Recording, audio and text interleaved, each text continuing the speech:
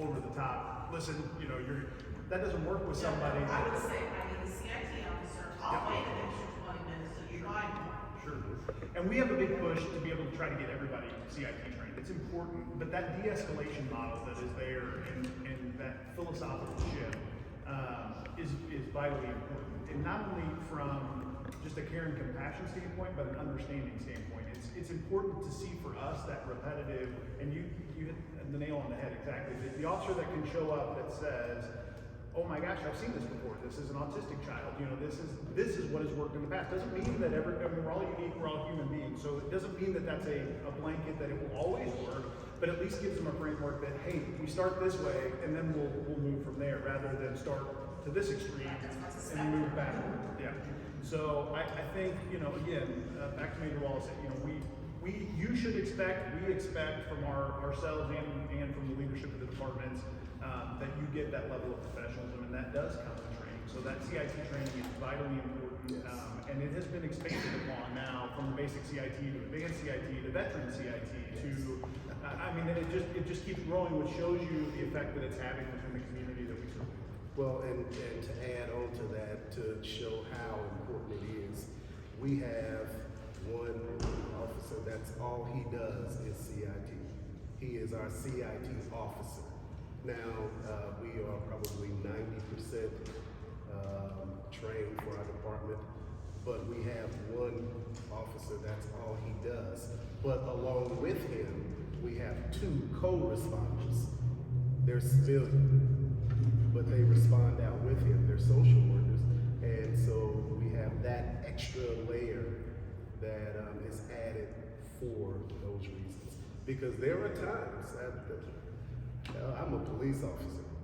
I've got a master's degree in psychology, but saying that there are times when I have come up on situations where I'm saying, man, what do I do with this?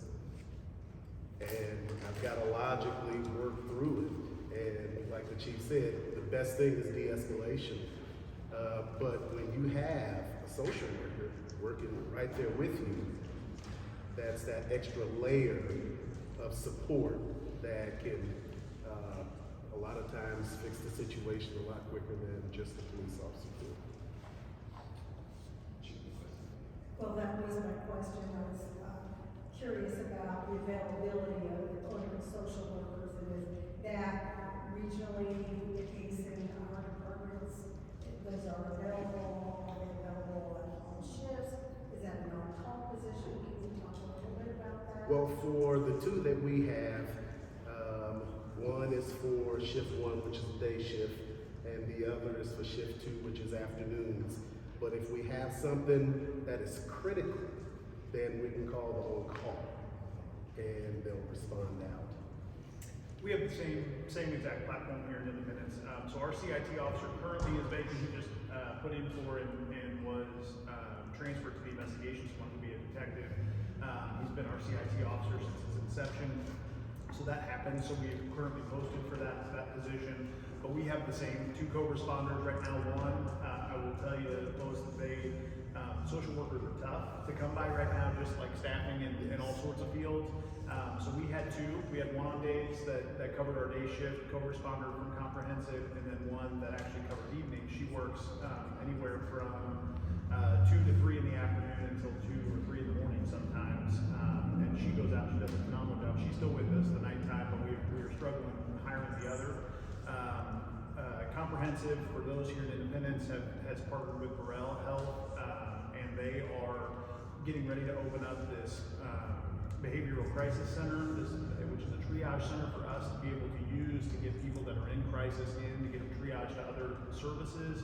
So that'll be hopefully a big stopgap and a resource for us. But we also have the availability to call out and on call if we need to.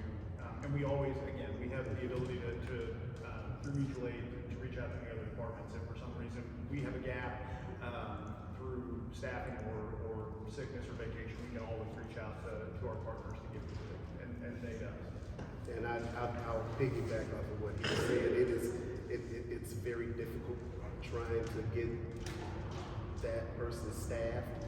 Our shift 1 co-responder, we've been working for almost a year trying to get her in place, and that just finally happened. So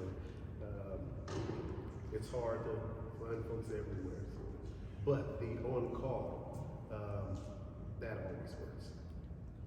I want to highlight something that I'm listening to. I guess watching the videos that we've watched, all of us, for the past, gosh, I don't know how many years now.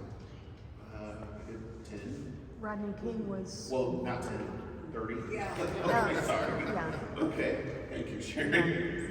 Watching those videos, 40, okay. I think we know all the way It's a back. while. So the point to my question is, watching those videos, what we are seeing are people who are in distress, who are obviously sometimes in distress. I think there's a fair balance of seeing someone who is not compliant and maybe armed. We can understand how that's a threat to an officer. And I personally, I would expect an officer to be prepared to protect himself and others from someone who's being violent. But seeing the videos that we've seen lately, I mean, listening to, I hear Tyree Nichols say, you guys are just doing way too much right now. So how do we determine what is a crisis? You know, how do officers know, okay, this is a situation where I need to call in some psychological help or get them to this facility? I guess what's the indicator?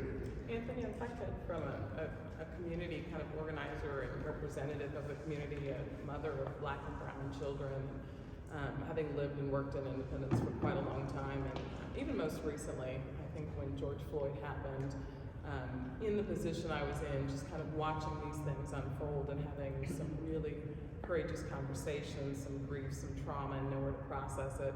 I remember calling Chief Halsey, former Chief Halsey, and I said, I literally cannot breathe. You know, at this time, I was working with Eileen Weir, the former mayor, and was sitting on the Human Relations Commission, and we were doing Diversity, Equity, Inclusion Task Force work. And the thing that I appreciate about Independence and the illustration that I will give you is kind of the community lens. I don't speak for all Black people, I don't speak for all Latinas and Latinos, but I can speak from a wide and varied perspective. I think of kind of the health and thriving ability of a city like a tree, you know, and so the fruit and what you see on the outside is indicative of what's happening in the soil, what lays in the foundation. And for many of us have parents and family members who, Black and brown, this city and this community has a narrative and an undertone, going back to the neck and other places, where there was such a marginalization, a disenfranchisement. So there's a fear and a general understanding that we're not welcome here, we don't belong, we don't have safety, my home is not here.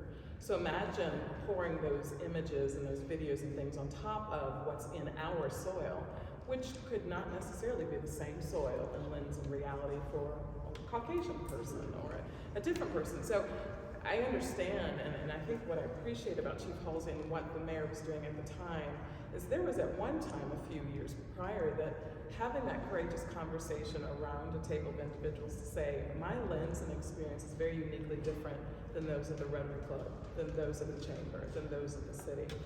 And you would lose your seat for having that kind of conversation. So when these videos continue to happen, what I really appreciate is the courageousness. I think for the first time, at least I had seen, and I asked people, I'd never seen it prior, when George Floyd happened, Chief Halsey and the department took a very staunch and clear stance that what they had witnessed, what they had determined just in their own kind of anecdotal research, not knowing all the details, was wrong. And I think that started a shift in this city that we've not seen for years. And so, I mean, I definitely want the law enforcement kind of perspective to answer, but before we talk about community policing, we love to get to the policing side and talk about tactics and logistics and strategies. We have to remember we sit in a hotbed of community that is not yet reconciled for a lot of things that still aren't being talked about.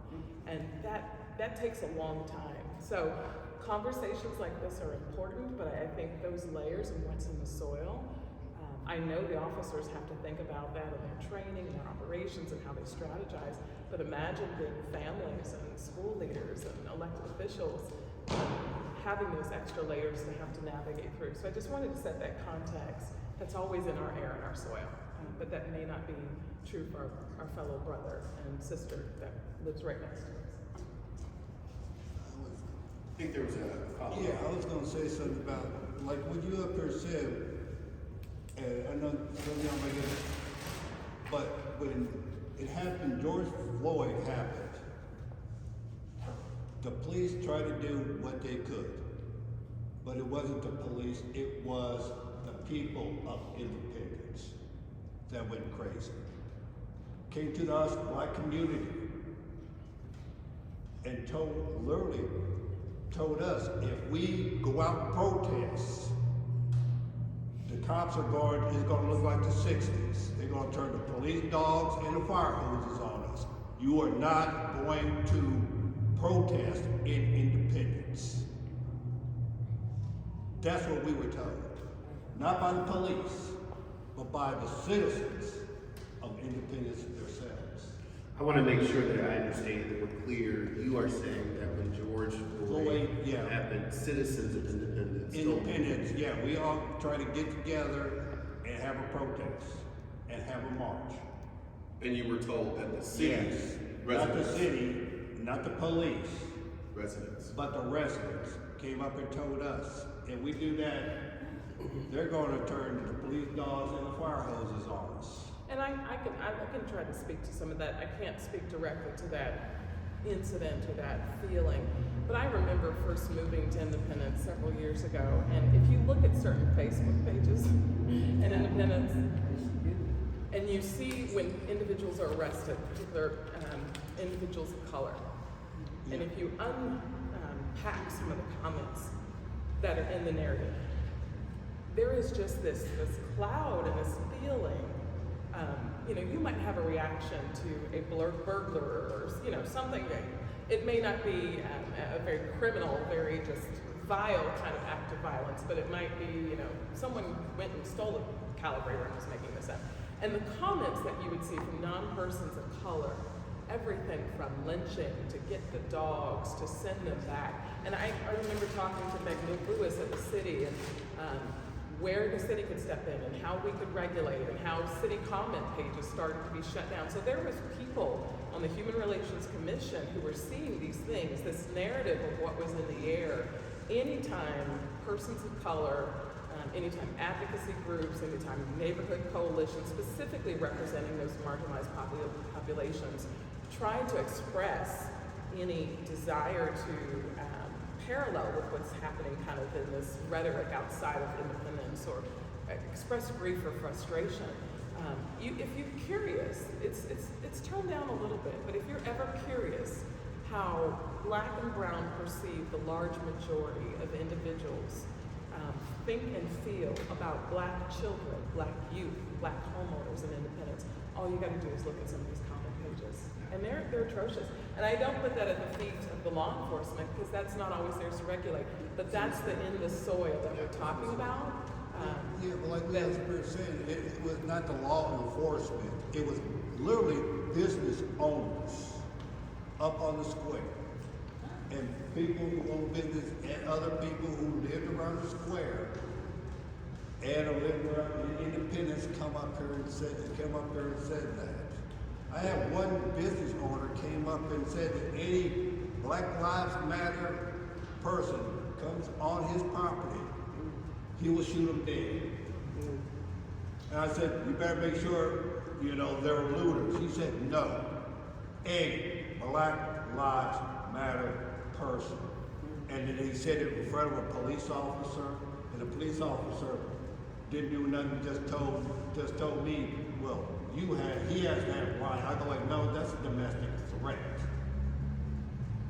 But he was more concerned about this guy having me trespass off his property after starting an argument with me on his property about Black Lives Matter, but I didn't even say anything about. Somebody else said something to it, but I'm the only Black guy there, so I'm the one that he focuses on.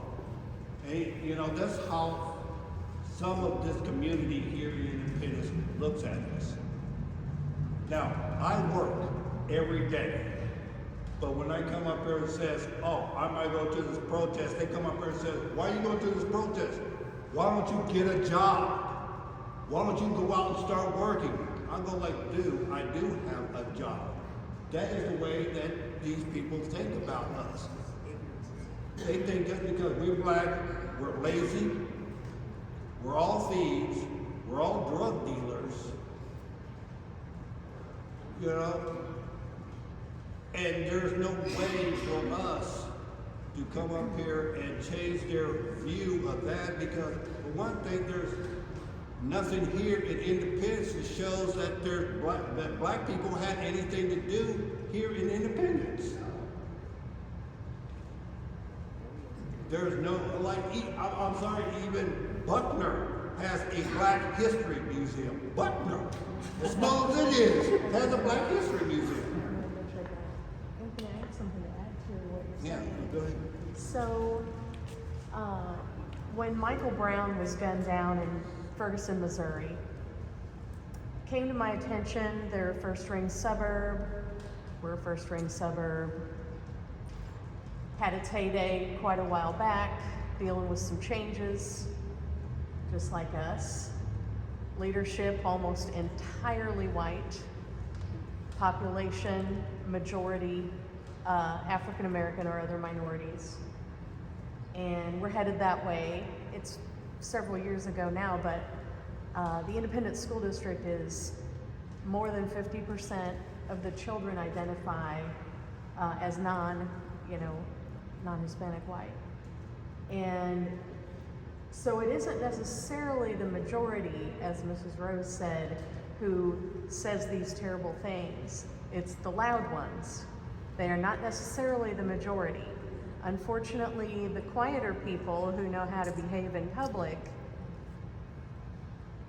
would be saying those civil statements. Many people don't think anything needs to be said, but evidently it really does. Well, and I think we have to challenge what we call inclusion. You know, I've been fortunate to be invited to everything from Rotary to Junior Services League and all of these predominantly white coalitions, and it's really exciting. And you know, we get exhausted being the first and the trailblazer. You know, my mother was 40 years my senior, so I think because I was raised by someone who survived the civil rights era, I have an appetite for the human condition, and I want to be at the table in places where we can do that transformative work. But we as a community have to realize isolation from the rest of the world is not necessarily inclusivity. And so if I look at the makeup of some of our organizations, and you're willing to put a DEI training on, you're willing to put statements and adopt principles, but you won't diversify your membership. You'll come to me because it's comfortable. And it's going to be hard. It takes courage. But I think what I'm saying is that instead of more narrative, I think we need more non-persons of color and allyship to demonstrate there is safety in diversifying and lengthening the table. And we have not, and that's a low-hanging fruit. This is a great example of a low-hanging fruit. I think some of the drawback, or I don't want to say fear, but concern is just the gap in really understanding each other. You know, in school, now in middle school, my hair was down my back. And I would wear braids sometimes. And I would have white kids come up to me and say, "How do you wash your hair?" You know, I had my braids for maybe a month or so, and they just wondered, like, "How do you wash your hair?" And I'm thinking, well, geez, you know, like, when I take it down, I wash my hair. And it has nothing to do with them being mean or nasty. It's not that. It's just, they're curious and they want to understand the human condition that's different than me. And so I think kids have a great way of doing that, and they're bold about it. Okay? So my daughter's a great example of, she started going to school and all of a sudden Daddy is Carmel Brown, I think she called me. And I'm like, oh, all right, you know, we never discuss it at home. And now we have colors, and I'm like, okay, and that's beautiful, right?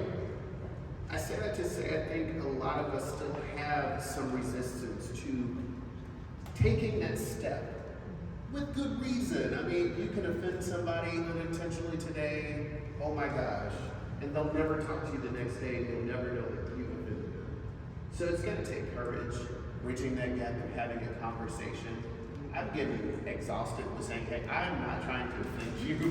I mean, I think it's really just about trusting the next person and building relationships and basing off of what you said. The sad part of the truth in that is we're not going to be able to change anyone's thinking. That's their option. And if people choose to behave the way they behave, which is their right, we do have to accept that. But there is something that we can do about it. We can continue to be better. We can continue to speak out and against those things that we witness. I know everybody in the room today, I've seen some things that weren't right, and I spoke up where either I should have. And so making that commitment to reporting the things, and that's why I want to make sure we have the internal affairs guys. If you came for anything tonight, you know that you can report those things to internal affairs. And is it appropriate to follow up and say what's an update? We can do those things. And so I learned tonight that we also have counsel that can go out with officers. That's something I came tonight not knowing. I didn't realize that. That gives me comfort. In knowing that. Only thing I'm up here saying, especially here in the black community. Me, you know, because I done lived here in Independence all my life for 50 years. The one thing that we want from the police is for you not to listen to us, but to hear us. When we're sitting up there, like I said, if I get into a fight with somebody, with a white guy, and you, like you said, and you separate us, I want you to go over there and listen to him, and then come over here and listen to me.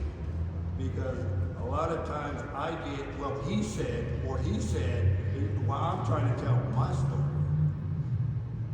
where they let this person come over here and tell their story, but when it's time for you to tell our story, it's, well, okay, he didn't already said that, so we done pretty much already made up our mind.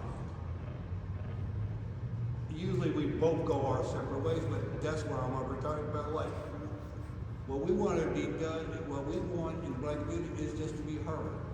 We want to be treated just like everybody else. When you come up here and give something, when you have to, if something goes wrong, and you have to ask us a question, we like the same respect that you give when you ask, when I come over here and ask you a question, not, well, you have to answer this question, you know, and just forcing somebody to do things because they're a cop.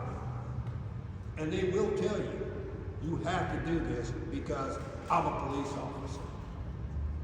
So I'm going, so why should I respect you when you don't respect me? That's what we're saying. I want to jump in real quick. I'm going to do a terrible job at responding to all of that because that's a lot to unpack. But I think, first off, a couple things that struck me. I'm sorry. I do hear you. I'm sorry on behalf of the police department, and I'm sorry on behalf of just us here in Independence and what we stand for. The response and the experience that you had after George Floyd. I can tell you, I'm going to piggyback off of what everybody said a little bit. You know, what Anthony was talking about, you're not going to necessarily change other people's ways of thinking. You're not going to change them, but what you can control is your own actions. And I can tell you that's true for us. We're all human beings. Yes, we're police officers, and I think of them as superheroes, that the amount of work and the work that they do each and every day. But at the end of the day, we all take off this uniform, we take off this badge, and we are human beings. We all have feelings, we all have emotions that we process just like everybody else. And so, you know, I can control it, and when I can tell you firsthand, up here at the Truman Courthouse, during the George Floyd aftermath of the death of George Floyd, there was a protest that was there. And I went up, I was the midnight captain at the time, and I went up to the organizer and I said, listen, all I'm asking for, you have as much breath as you need. You could take over the square. We've been told there were going to be thousands of people there. And I said, we will block off streets. The only red line that we're going to draw is that there is a distinction between protest, which I think was going on in the national narrative, peaceful protest versus rioting. We are not going to allow bricks to be thrown through windows. We're not going to allow fights to break out and people to get hurt that allow that to escalate. But as long as it stays peaceful, we will facilitate, we'll stay out of your way, because there's people, let's face it, just going back to Meredith's point about the lens, there are people that view the police as oppressive or as aggressive, and so we didn't want to interfere with any of that. So we will provide as much space as you possibly need around this entire square, as long as it stays peaceful. So it breaks my heart that people were tamping down that right, because I think we all looked at that and felt some amount of visceral reaction. And if you didn't and you saw that, I don't know how in the world you have a pulse. You know, and I will tell you, it is important. It is important for us to have, and conversations like this start that way of being heard. To your point, I'm going to take exception, but I hope to build on, I think, exactly what you said. Rather than certain people knowing how to behave in public, I want to take off the public. People just need to know how to behave, period. It goes back to the same right and wrong.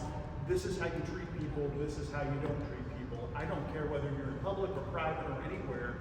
And again, going back to ping pong and what Anthony said, which is there is so much hate in our world today that is driven by extremism in terms of, it's not seek to understand. I've said this before, it is seek to destroy. If you don't agree with me, then you must be eliminated. That is it.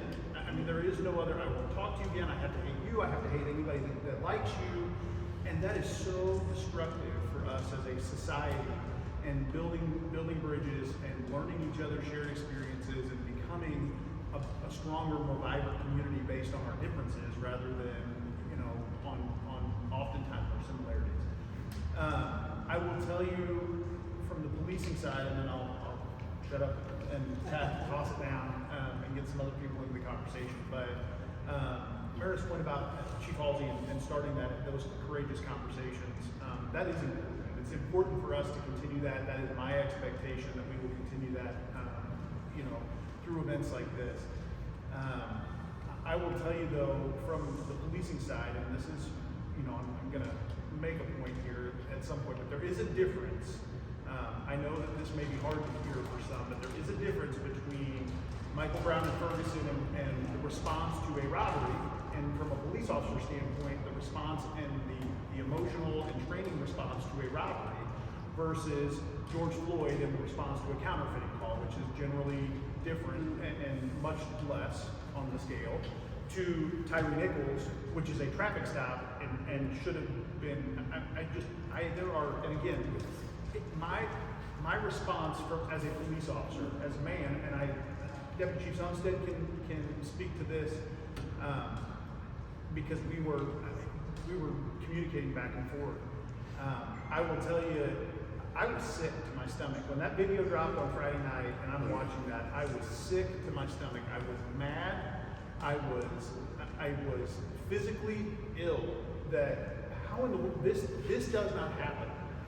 And I think more so in policing, and again, this is where I'm not doing this justice because I'm just giving you my raw feedback, but it is important to me, and what I express to our staff is we have to be courageous enough to call out and condemn, but that's only one piece of that. Then we learn and we talk about what happened to make sure that it doesn't happen again. We put things in practice, even if that's not going on here.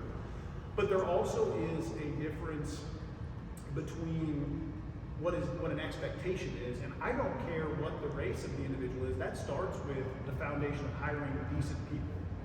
And I don't care what their color is, I don't care what their background is. We've had 20%, since I took over as the interim chief a year ago, we've had 20% of African American officers that have come on. We've had 20% of our officers that have been female. So we are working to diversify and improve those relationships to be, because I stood before all the staff when I was in the process where Chief had said, it is imperative to me, and I am committed to making sure that this police department is representative of the community that we serve. That's important because that's how you get to these conversations. If you're not representative of the community that we serve, and you don't have to tap into those shared experiences or those different lenses that are there. So that's really important. But I will tell you that immediately after the video dropped. I took the night because I didn't want to just word vomit onto a page, I guess, of what I was thinking, because it probably wasn't going to be very pleasant anyway. But the next morning, I stayed up late and I watched across all the news outlets, and I saw that come in, and it is a gut punch, because it represents all of us in our profession, and we know that there is so much good that the law enforcement profession does, but one incident like that is a black eye on all of us, and it's something that it takes a long, long time to recover from. And that is hurtful. It's hurtful because I know that there are going to be consequences from that. Whether it's the community that is consequential in that they say, okay, don't trust the police, because look at what happened to Tyree Nichols. You're going to get beat to death. That doesn't build trust with our profession. Or from the officers that say, oh my gosh, I have to hesitate, when I do something, because I don't want to end up getting prosecuted. I don't want to be perceived as something that's going to be, have some injustice. It does damage on all sides of the spectrum. And that's not good. We have to have those conversations, but we have to be willing to come to the baseline that there are bad cops. I'll be the first one to tell you that. There are bad cops. There's nobody that wants bad cops out of this profession more than cops. But there are bad cops. But I can also sit here, and I hope that you will agree with me, that not all cops are racist either. If we can agree on those foundations, I think we can have these conversations and we can build on it. Sorry. We do have another, but she's been patiently waiting. I I'm want to sorry, give her a Carol. moment. Sheriff. Sheriff, I am that is the sheriff. I'm so glad you're Why I say I'm the sheriff? Because I can say things that these officers cannot say to these young people. So that's why I say that, okay? Because I have worked with Independence Police Department, and we have Adam. And the police department has really tried to work with our community. I can say I represent 5 generations on 3 of my family trees in Independence. It's a long time. Yes. Okay? When I got hired for the city back in 1986, only because of affirmative action. Okay? But my desk was around the corner out of sight. And then I had to go back here in the back and file folders. So it was really still strong. And one day I got called the N-word. Lord have mercy. That's all I can say. That's all I can say. But she said it 3 times to me. So what that has done for me is I try to tell the young people, those are just words. I go to William Chrisman High School, I go to Independence Center, I go everywhere to try to say, they're just men. They just got on a blue uniform. That's all. I got on my black and yellow. But they are just people.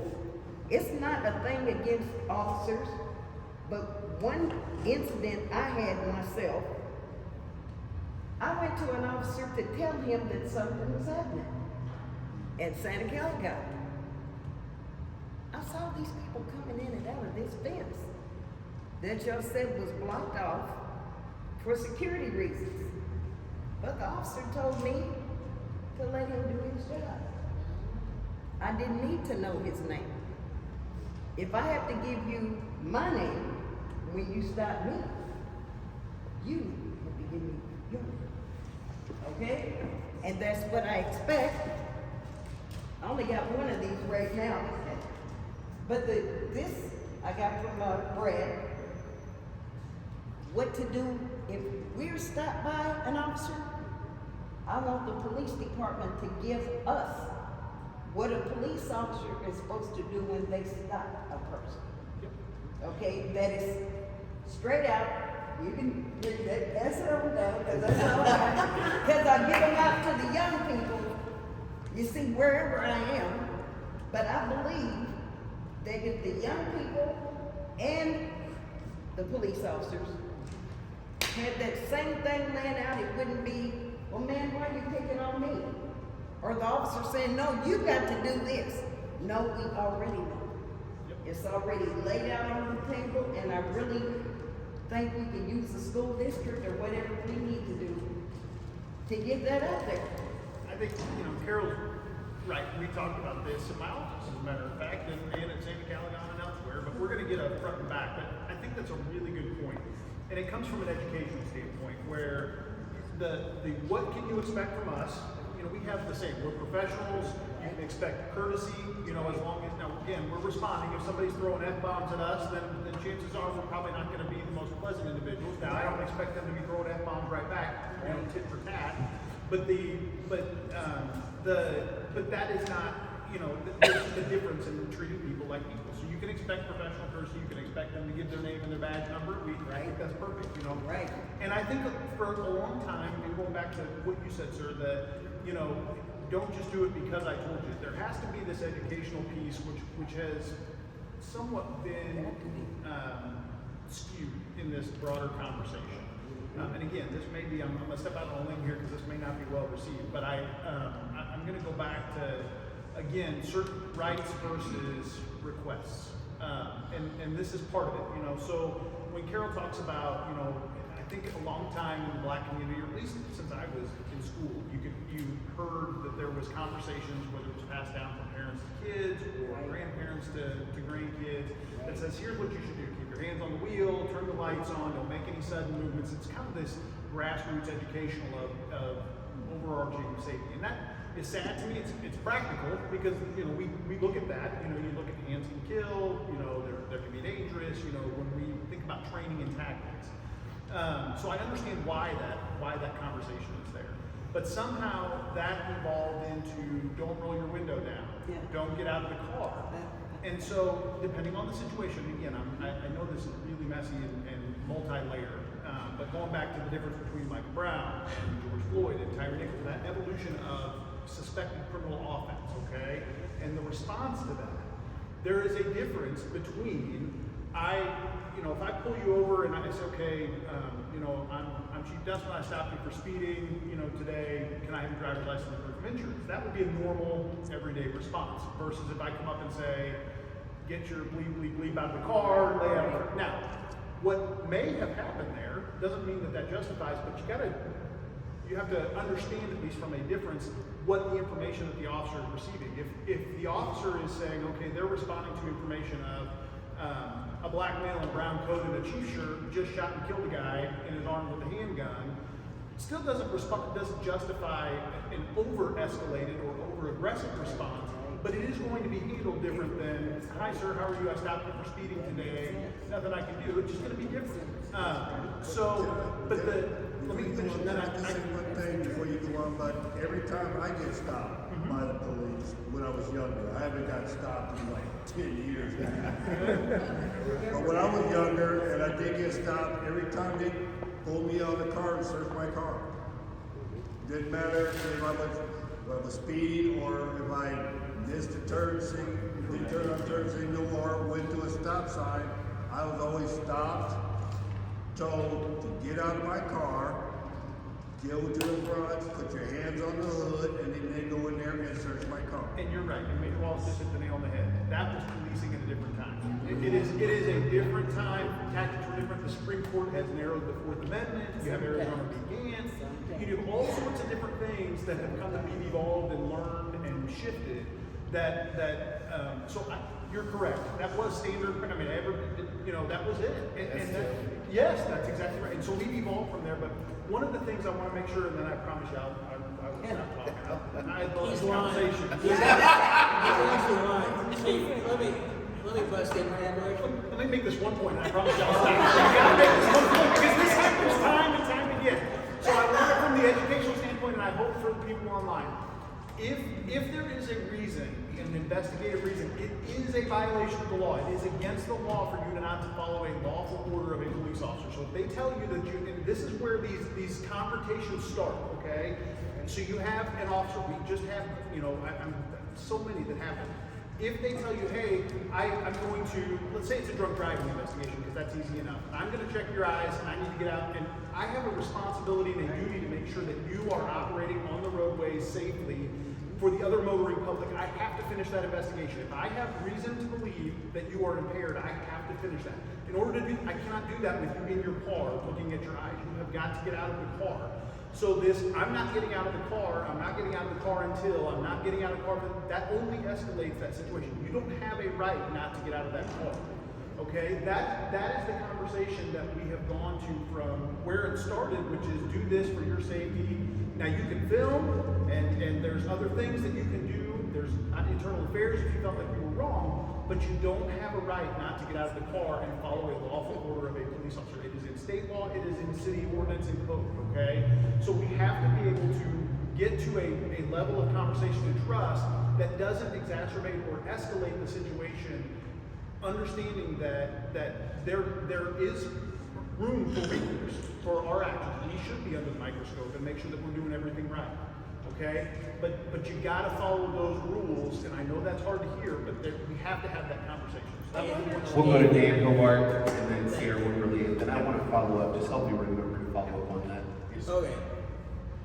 The other job that I've done for decades is that I've been a criminal defense lawyer. So the simpler way to put what Chief Dustman spent 20 minutes explaining. Careful. Representative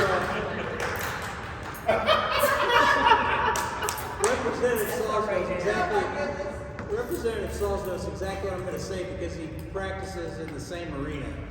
Is that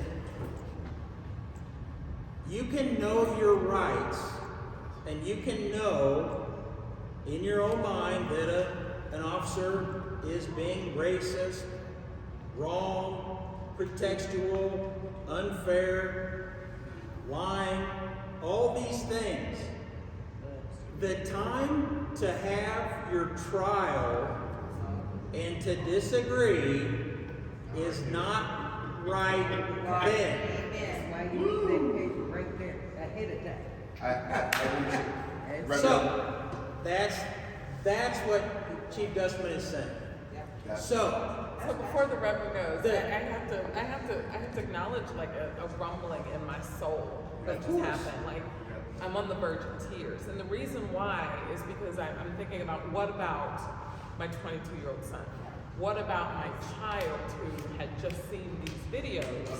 You know, I'm wondering, I understand policy and law. Is there an opportunity where, remember like Ready and 3, Stop, Drop, and Roll? Like my child that weekend got stopped in Sugar Creek. What would have been helpful for him to hear is you are safe. I have a job to do. I need you to follow these instructions to the T, and we will be done with this. Like if he would have heard that, even though we can't guarantee that would take a place of his brain where his lid has been popped and his prefrontal cortex can come back on, and he can cognitively understand. Because I can't speak to the situations that we see, but I know panic reaction, my immature children, oh my gosh. Like they'll run just because they're afraid. You know, they'll reach for their phone because they want to call their mom. And I know that's a random anomaly of an experience, but when you, like, I've told my child, comply so you don't die. I've told him, and I say that all the time. Still, today. But it would be very helpful if there was just a Ready and 3, like, and I hate to say that, and I do not like this approach that what's good for all